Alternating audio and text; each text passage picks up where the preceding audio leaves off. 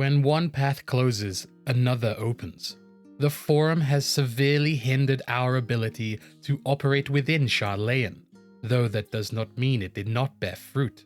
We know Sharlayan is planning something big. The Forum refuses to divulge any and all details to us.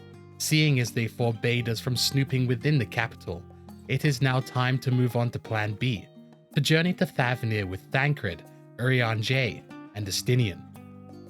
One minor problem with getting to Thavnair: only Estinien can travel there as he is attuned with the nearby aetheryte.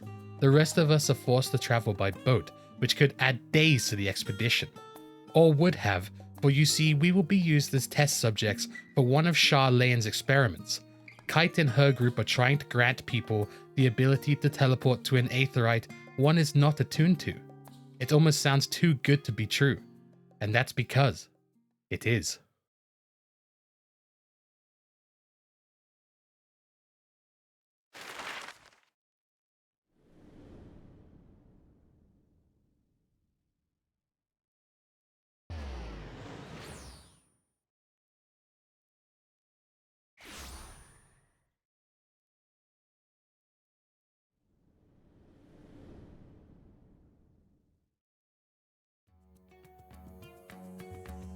Thavnair, home to city-state Radz-at-Han. Rising from the southeast waters of the Bounty, this Isle of Plenty served as the battleground for a conflict between two peoples. Their cultures bled into one another until a unique amalgamation was distilled from the chaos, in a process not unlike their precious alchemy. Once solidified as a single nation, an adamant stance of neutrality would hold invaders at bay. For the time.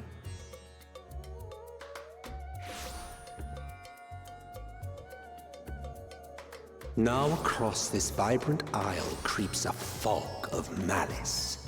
What choice do you have?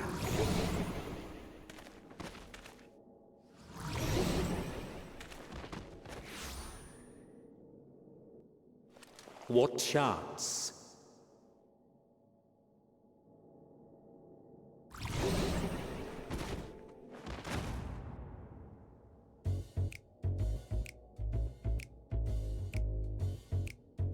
Against such an insidious foe.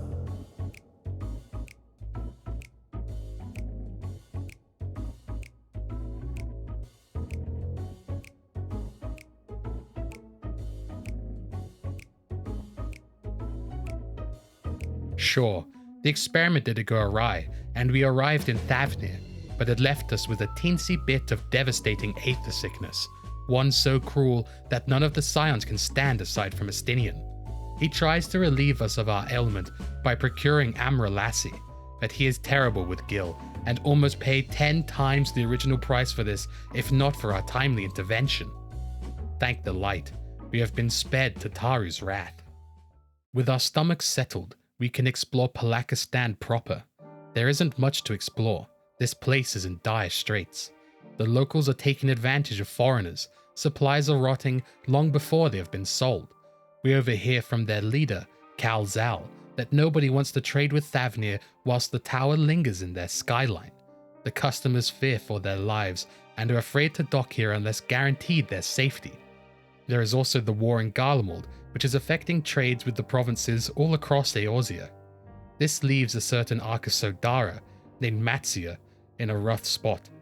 His village sells the fish they catch to Cal Zal, and then he sells it to his customers. But now they cannot find any buyers, therefore he must learn to peddle his fish all on his own. On top of all the problems this place is facing, there has been an increase in kidnappings and disappearances, specifically targeting those who are Arcosodara. Not entirely unexpected, considering the Telephoroi have been kidnapping beast tribes. If the Arcosodara aren't safe, then that must mean Matzia isn't either. He left the village alone not too long ago. Luckily we find him not far from the village, but he is surrounded by tempered Garleans. We dispatch of them quickly and question Matzia on whether he has seen the strange creatures that emerged from the tower. All he knows is that they are similar to their divinities, at least only in physical appearance, because their true divinities wouldn't go around bringing death. He suggests we travel with him to his fishing village, Achiali, to learn more about his deities from the other villagers. To summarize what we learned, there are the Manusya and the Murga. The Manusya are beings of wisdom who took the form of men. The Murga are beings of might who took the form of beasts.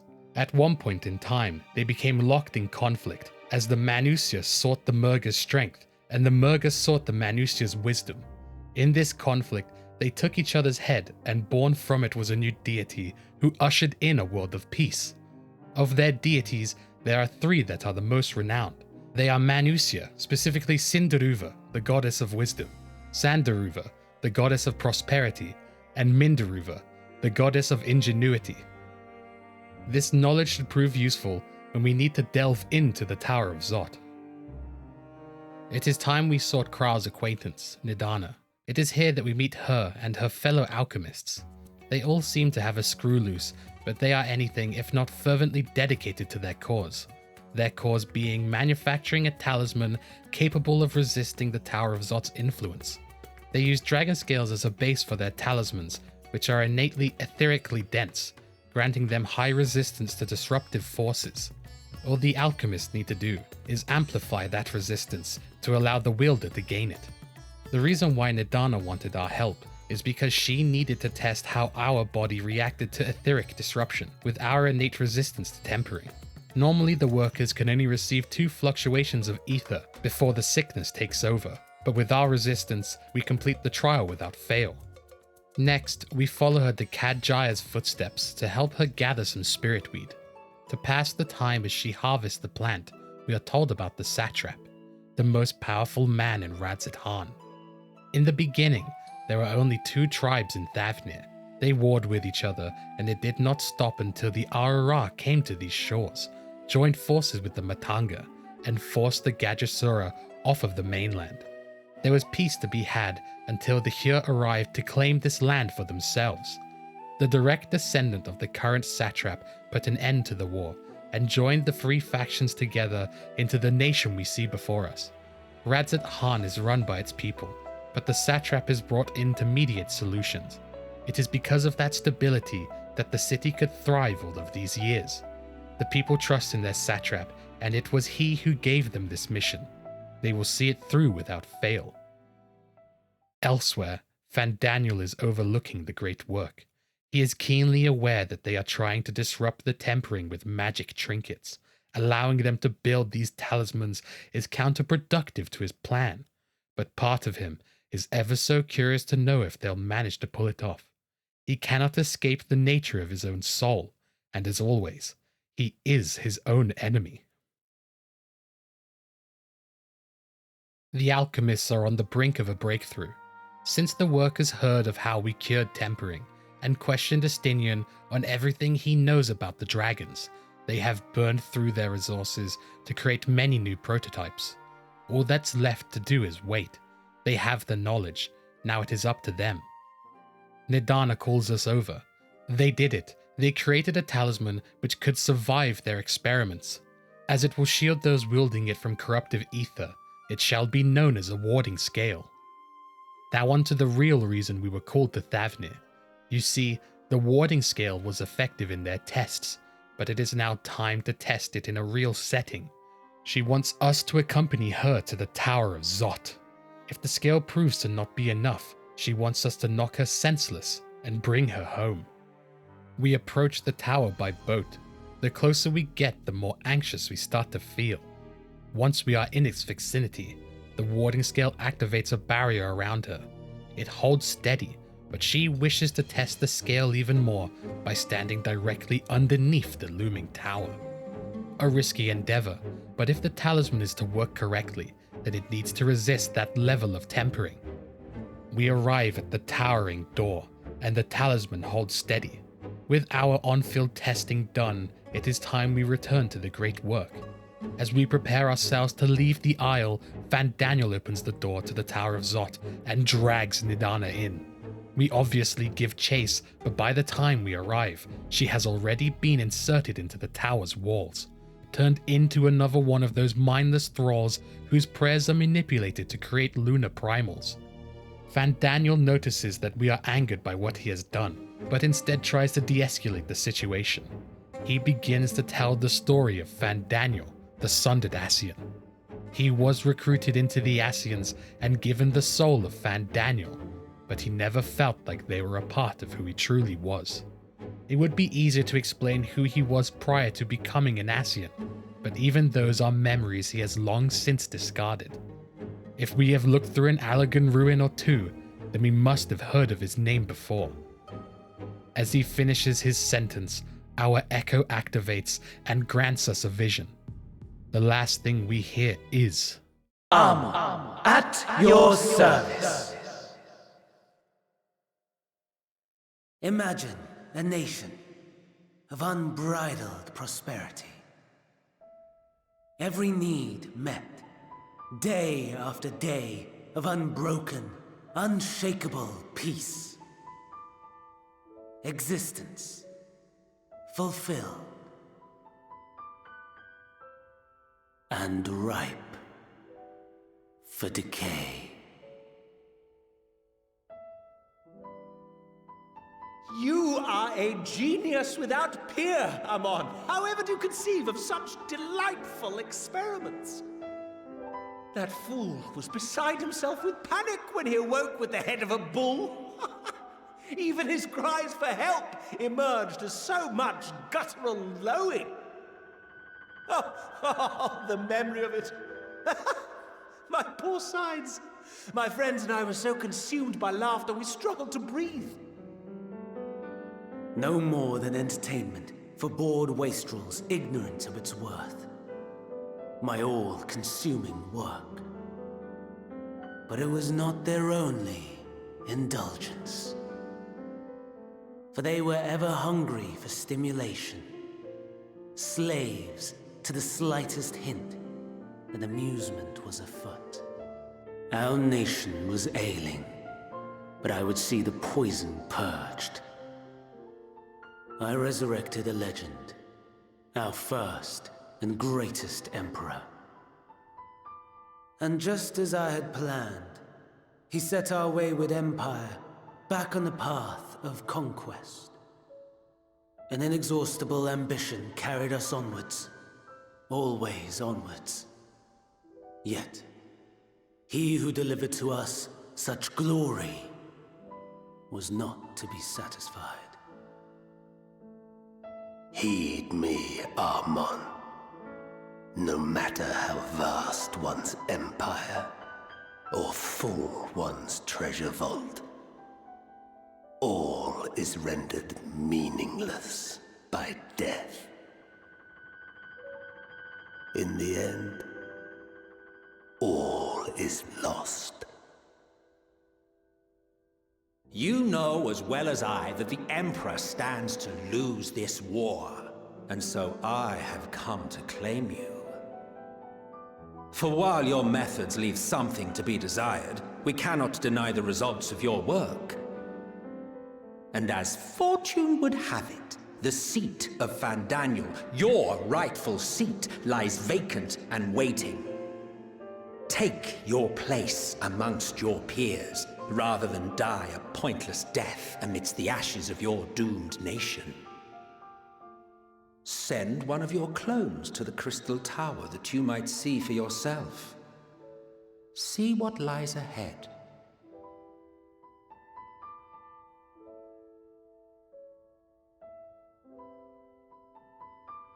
The fall of the Empire affirmed the truth. Majestic and tragic, as the Emperor foresaw.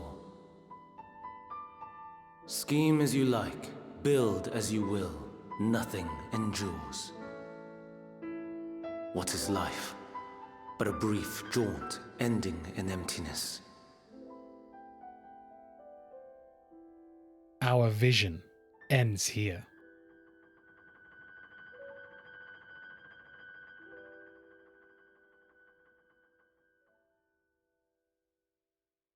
We awake to find Fandaniel gone. His voice echoes throughout the tower, bidding us farewell and warning us not to pull the Akasodara from the wall, as they will die. With sadness in our hearts, we must leave Nidana behind in the Tower of Zot. The The hardest part is coming up next, to return to the great work and tell her fellow alchemists the news. At first, they were disheartened, but they remembered Nidana's final wish. They will produce as many warding scales as they can in her absence to fulfill their promise to her. It will be instrumental in saving her and the rest of the Akasodara. Varshan gives the people a link pearl which they can use to contact the satrap directly. Speaking of the satrap, he has invited the scions of the Seventh Dawn to meet with him directly to discuss further avenues of collaboration. This means we are to visit the capital of this nation, Radz-at-Han.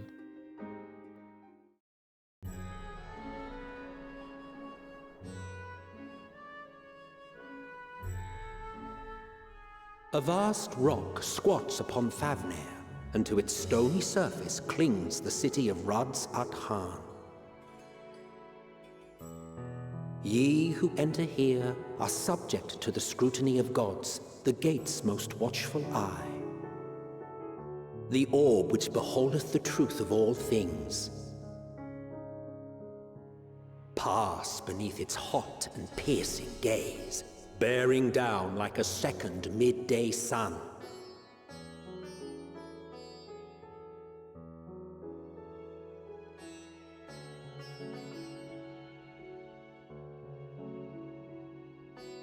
The fragrant haze, a mixture of sweet incense and acrid smoke. The cries of merchants mingled here with lively melodies accented by dancers' feet.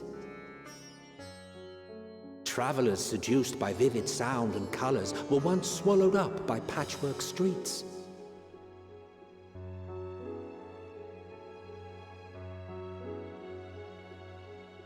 But no such scenes to savor now. To what somber present does that divine eye bear witness?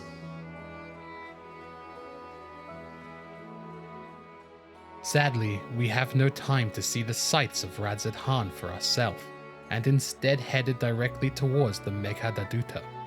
The satrap, Ahiwan, awaits us within. He wishes to discuss matters of further cooperation, and invites us to sit down, but Estinien refuses, asking for the charade to be over.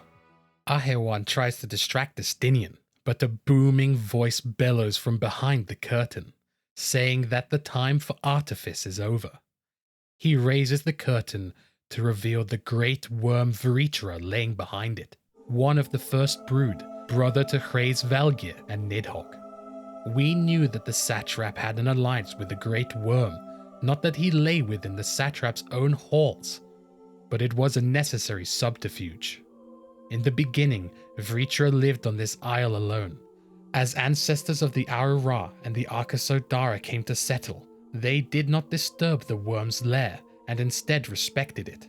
It wasn't until the Hyr arrived at the island and the bloodshed ensued that Vritra arose from his lair to quell the fighting.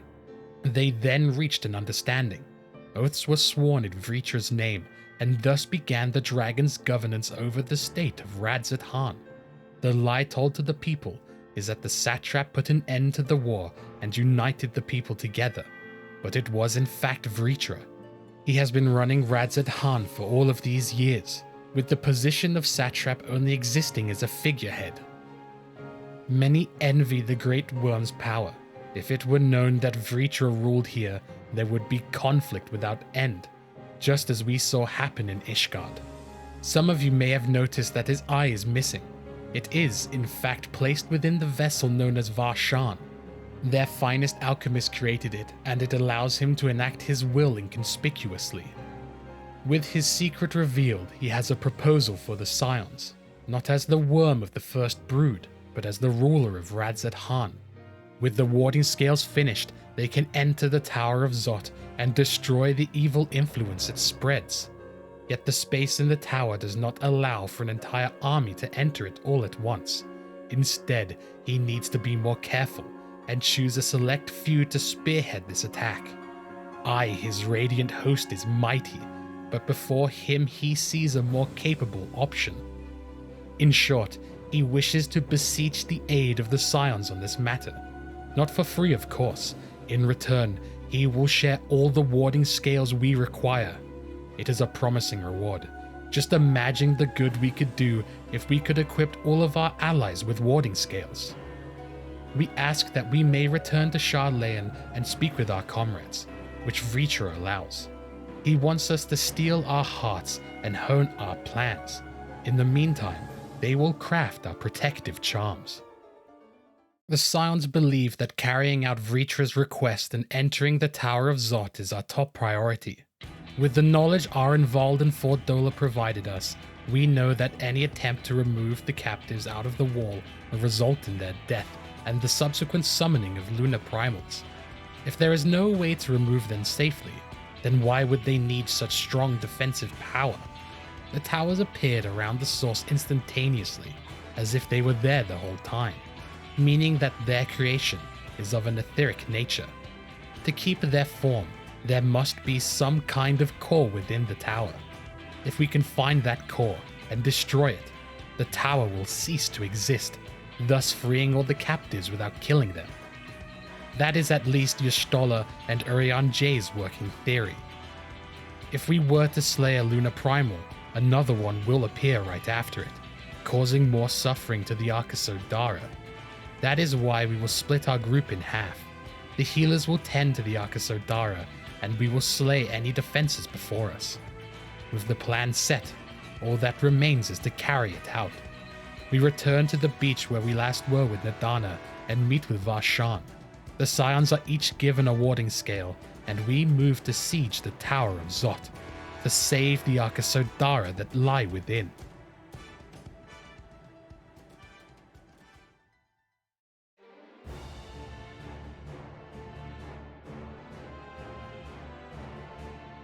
Vritra, Great Worm of the First Brood and the hidden satrap of Radz-at-Han, has bid the Scions to cross to Thavnair and mount a foray into the tiny island's unnatural spire, a telephorai structure known by the locals as the Tower of Zot.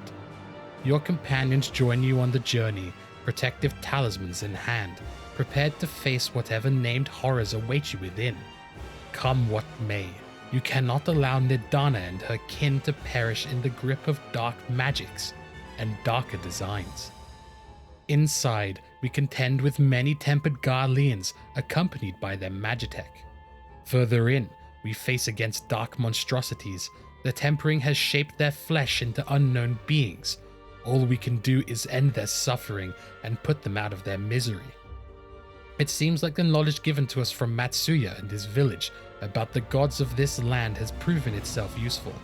We face against the Magus sisters Sindaruva, Sandaruva, and Mindaruva. The strength of one lunar primal alone is mighty, but the three sisters fighting together with perfect coordination is not something to bat your eyes at. Still, no matter how mighty the foe may be, we cannot back down. In the end, they fall to the strength of the Scions.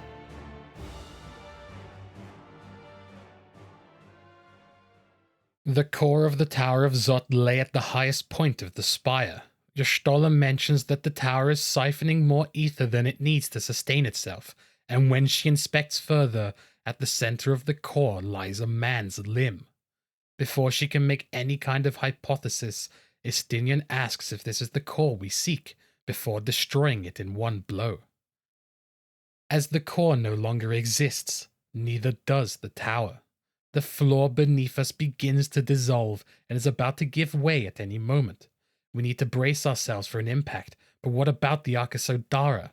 They are unconscious, and a fall from this height will gravely injure them, or worse. In the last moments before we hit the floor, a blue light emerges, and we awaken to see everyone landed safely. Before anyone made contact with the ground, Graha casts a gigantic spell to slow our descent, but in return he is unconscious from the copious amount of ether he spent to do so. He just needs some rest, and aside from that he'll be none the worse for wear. As for what to do with all the unconscious Archosaur Dara, most of them are still tempered by the tower's influence. We need to gather up as many Porxies as we can and ask the local mages for a helping hand in doing so. With the prisoners liberated and being transported to Radz-at-Han for treatment, Varshan has bade us to come to the Meghadaduta at our earliest convenience. Our sortie was a successful one. We cast down the spire and saved all the prisoners that lay within. We even cleansed the influence from their minds. We have done what they have asked, and more.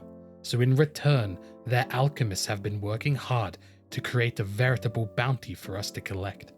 Enough warding scales to equip an entire army with. Every warding scale uses a dragon scale as base.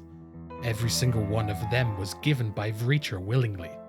He disregards his pain, stating that the pain he receives is nothing when compared to the pain his countrymen feel. Though we only played a tiny part in the Dragon Song War, we have seen what can happen when man and dragon do not get along.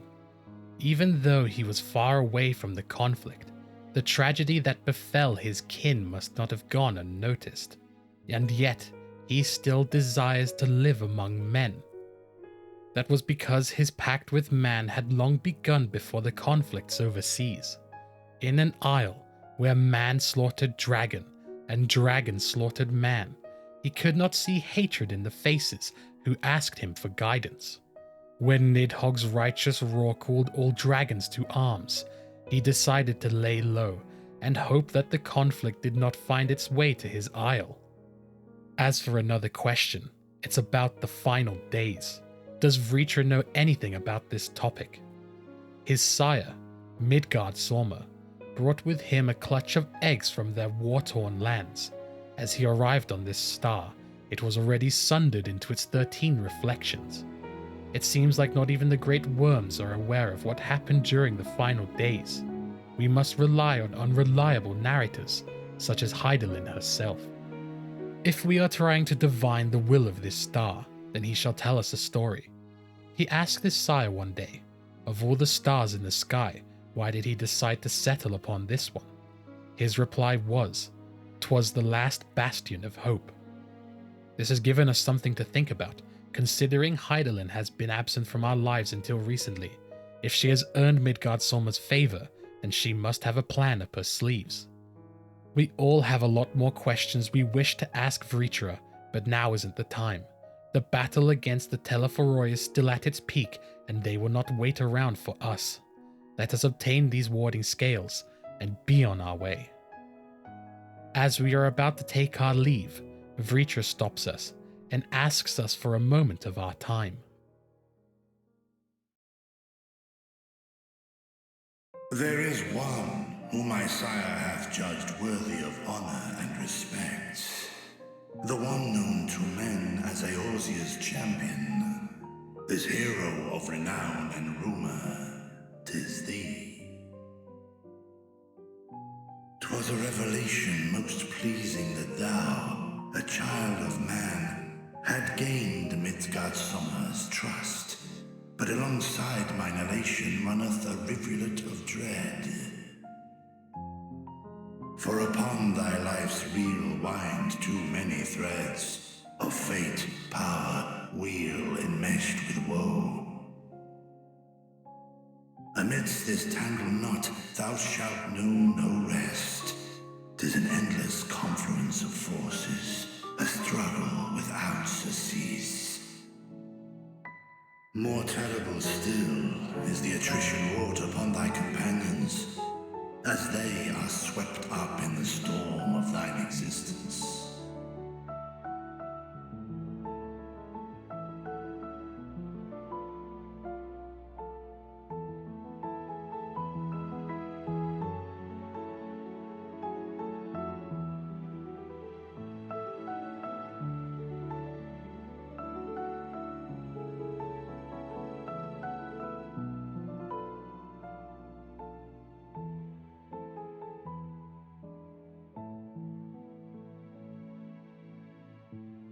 Take heart and protect them well. They will be your strength and your salvation. The hope thou wilt need come the end. Even cowering behind my curtain, I know the suffering of the powerful. I have watched my siblings driven mad by loss. Thus, exhort thee to spare no effort to keep thy loved ones safe. Alphinaud and Alizé come to check on where we were, worried that something may have happened to us again. They didn't mean to interrupt our idle chatter, but it is Vritra who is sorry for delaying us for so long. He tells us to go, and at the end of this war, he will welcome everyone back into his hall, where we shall toast to our triumph over our enemies. Together with the twins, we make our way towards the High Crucible to meet up with the rest of the Scions. If your Stoller's calculations are correct, there are more than enough warding scales here in these boxes to fit an entire company with them. She proposes that instead of taking our time destroying every minor tower in each province, we instead invade Garlemald proper and hit the heart of the Telephoroi directly. Obviously, we can't launch such an attack without consulting the Alliance leaders first. To that end, she will head to the other leaders as soon as our work here is done, along with Urianger and Thancred. The rest of us will return to the Baldessian Annex and store the warning scales in a safe place until our plans can be set in motion. The sound of footsteps quickly grabs our attention. It is Nidana. She has already awoken. It seems like Alizé quickly cured her tempering before she arrived at the Mega Deduta. Nidana has come to thank all of us properly. Because of us, Thavnair has been spared such a cruel fate. But she is too humble, for it is the great work she and the rest of her colleagues did that allowed us to challenge the Tower of Zot. The warding scales are to be sent across the sea to our allies so they may stop the encroaching evil once and for all. As Nidana realizes that all the time she has labored has finally paid off, tears stream down her face, and the Elpis flower bestowed to us by Hydaelyn changes color. It is no longer the dreary grey it once was, but a bright, warm yellow instead. Just as the botanist had suggested, the flower does indeed react to emotions nearby. Nidana states something peculiar, however, that the flower is reacting to Akasha, one of their unseen energies defined by Hanish alchemical theory. Not much has been studied on Akasha, but it is believed that its output is affected by emotions, an entirely separate entity from ether. Ether permeates the land and exists in everything that resides on the planet, affecting all through which it flows. Akasha exists in a domain beyond our reach, a gift bestowed from on high. It cannot be created, nor destroyed. It is beyond our power to purposely alter or manipulate. The only thing observed to influence it is an abundance of emotion. As a veteran of the battlefield, surely we've experienced moments of desperation or exaltation where we transcend the usual limits of our capabilities. That is Akasha, the invisible essence harnessed by the heart, mind, and unyielding spirit. That is all she can explain about Akasha.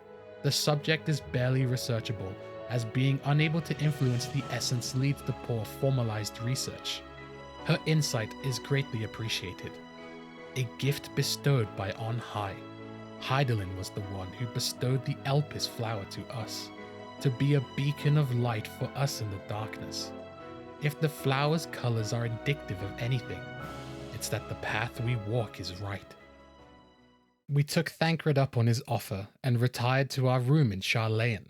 We placed the now dull Elpis flower back on our desk and gaze out the window. The parting words from Vritra ring in our mind. Take heart and protect them well. As that thought crosses our mind, there is a knock at our door. It is the remaining Scions.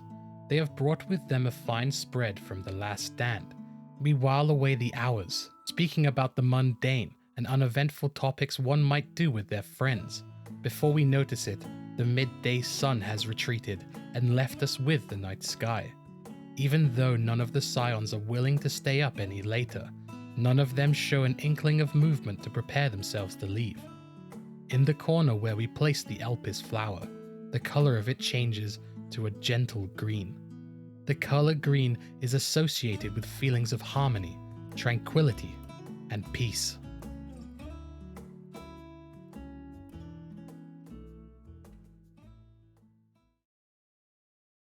Meanwhile, somewhere in Garlemald, Xenos is gazing towards the moon. Fandaniel appears behind him to deliver the bad news. The tower in Thavnair has been destroyed by a certain someone. The destruction of one tower isn't enough to foil their plans, but it is enough to slow down the rate at which they siphon ether. If we continue to destroy the towers, then they'll finish their plan in time. However, if we're bold enough to strike them at the heart, it may be a little difficult to do so. Xenos reassures him that we are definitely bold enough to do so. All Fandaniel can do is sigh. The only thing he seems to enjoy is speaking about his nemesis. Does nothing else spark his interest? No. All else is equally tedious, equally disappointing.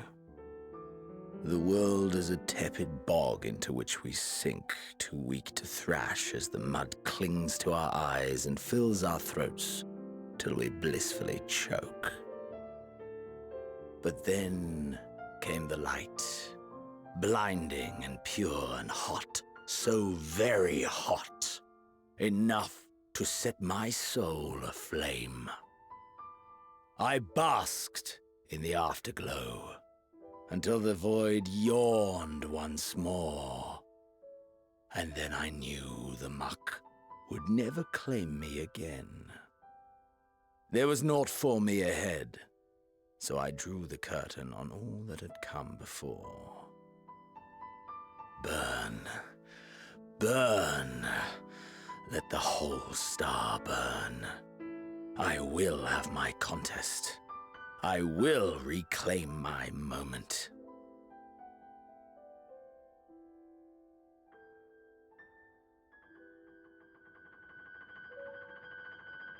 How wonderful that the emptiness of death has not dissuaded you from committing your life to its pursuit once more. I don't know whether to envy you or pity you. You question my disinterest, but what of yours? Despite your noisome antics, I sense you take little pleasure in this endeavor. Mercy, my lord. Such pointed barbs from one who barely acknowledges my existence.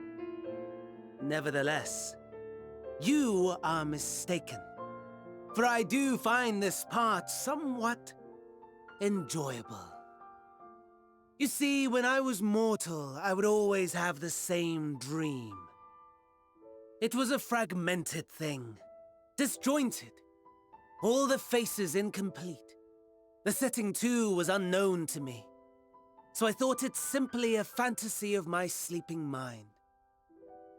Until one day, I realized it was showing me the truth, much as your dream of the final days enlightened you. And soon, very soon, the rest of the world will see the truth of my dream, too. Yes, I think that is something we can both enjoy.